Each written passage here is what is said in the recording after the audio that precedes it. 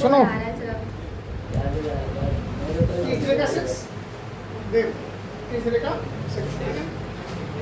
इसने बताया कि 5 वर्ष बाद जैकब की आयु उसके पुत्र की आयु से 3 गुनी हो जाएगी और 5 वर्ष पूर्व जैकब की आयु उसके पुत्र की आयु की 7 गुनी थी, तो उनकी वर्तमान आयु ज्ञात कीजिए। तो यहाँ पे दो व्यक्ति हैं, एक जैकब है और एक उनका पुत्र है, एक जैकब है और उनका पुत्र है। तो हम मान लेंगे माना और इनकी जो आयु मानेंगे वो वर्तमान आयु मानेंगे, ठीक है। माना जैकब की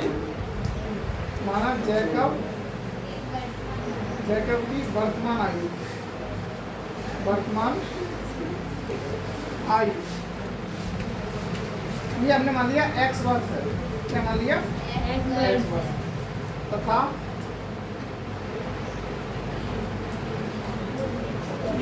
उनके पुत्र की वर्तमान आयु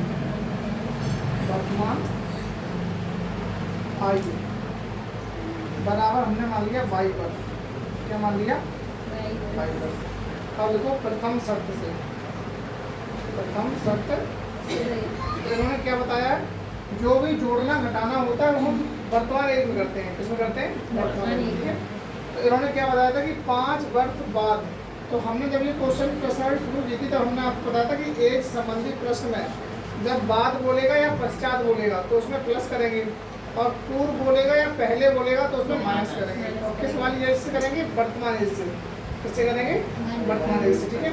तो इसने क्या बताया, 5 वर्ष बाद, तो दोनों में 5 जोड़ दो, क्योंकि ये भी 5 साल बढ़ेगा और ये भी 5 साल बढ़ेगा, दोनों लोग तो 5-5 साल बढ़ेंगे, ठीक है। इसने क्या बताया कि 5 वर्ष बाद जैकब की आयु उसके पुत्र की आयु से 3 गुनी होगी।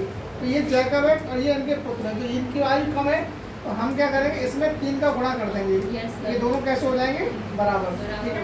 इसको सिंप्लीफाई कर लो, तो x + 5 बराबर 3y और प्लस 3 पंजे 15, 3 पंजे 15, ये 3y इधर लेके आओ, 3y इधर, ये x - 3y बराबर 15, ये 5 प्लस का इधर जाएगा तो ये माइनस का 5 हो जाएगा, ठीक है।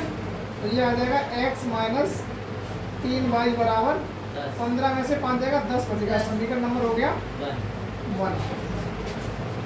सेकंड शर्त से लिखो, सेकंड शर्त से। तो सेकंड शर्त में ये क्या बता रहे हैं, ये बता रहे हैं कि 5 वर्ष पूर्व और 5 साल पहले की बात कर रहा है ये, तो क्या करेंगे, x - 5 कर देंगे और इधर भी y - 5, ठीक है। 5 वर्ष पूर्व जैकब की आयु उसके पुत्र की आयु की 7 गुनी थी, 7 गुनी ये वाली थी, तो इसमें कर देंगे 7 का गुणा, तो ये दोनों कैसे हो गई है, बराबर हो गई, ठीक है। अब इसे सिंप्लीफाई कर लो, x - 5 बराबर ये हो जाएगा 7y और -7 पंजे 35, ये 5 को इधर भेज दो, ये वाले 5 को इधर भेज दो, क्योंकि हमें एक को सेपरेट करना पड़ता है प्रतिस्थापन विधि में, तो हम क्या करेंगे 5 को इधर भेज देंगे।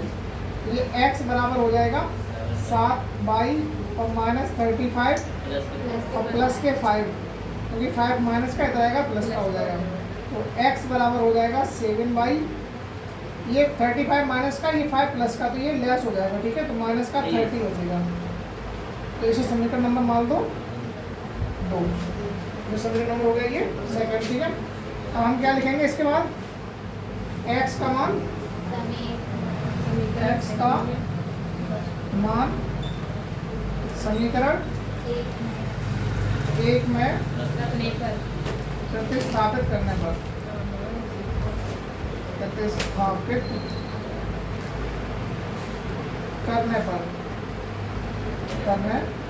अमन ध्यान दे रहे हो, समीकरण 1 क्या था, x - 3y बराबर 10, x की वैल्यू बताओ कितनी थी, सोचना पड़ता है, जल्दी जल्दी बोला करो, x की वैल्यू 7y - 30 - 3y = 10, ठीक है।